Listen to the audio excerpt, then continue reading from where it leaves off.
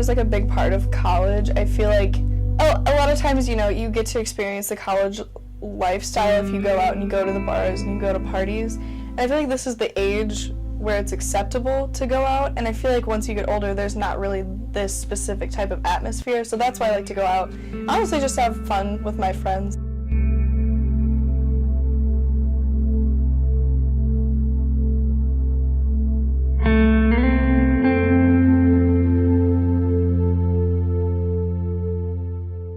Sometimes guys will not back off, or they'll be really aggressive and will not leave you alone, whether it's just dancing or talking to you, or you'll try to like get away from them and they just will not take a hint.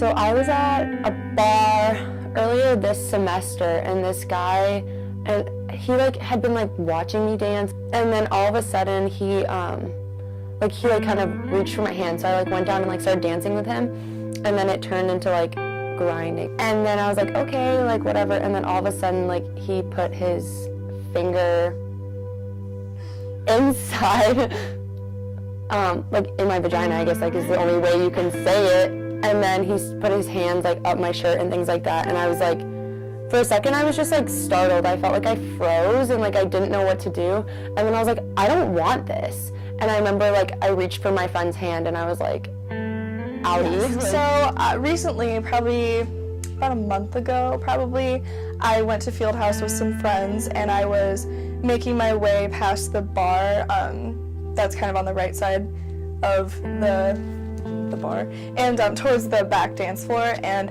my friends were kind of ahead of me, and I was kind of the last in line, and a guy kind of grabbed my behind and kind of stuck his hand up my dress and touched me completely inappropriately, and it made me very uncomfortable, and I didn't know what to do because like it was so crowded in there that I didn't know who did it at all. I don't know whose hand it was, and it was just honestly one of the scariest moments I've had in a bar or at a party. Like one time when I was at Fieldhouse, there was this guy who kept trying to get behind me and try like dancing.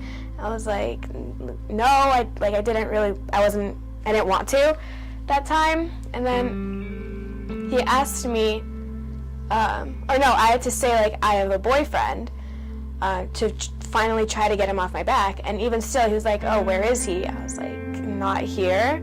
He's at home. He's like, oh, well, he's not here. Like we could still like do things. I was like, no, just because he's not here, like a hypothetical boyfriend isn't here, doesn't mean that it's still okay and that I'd want to. And then he proceeds to say, oh, you don't know what you're missing.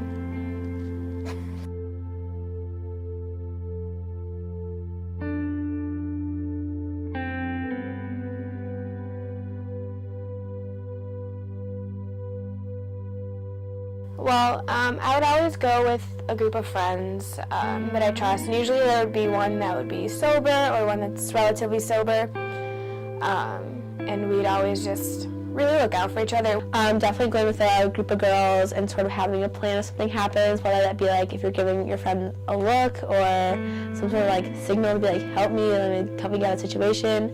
I've definitely had to have friends intervene before to help me get out of a situation.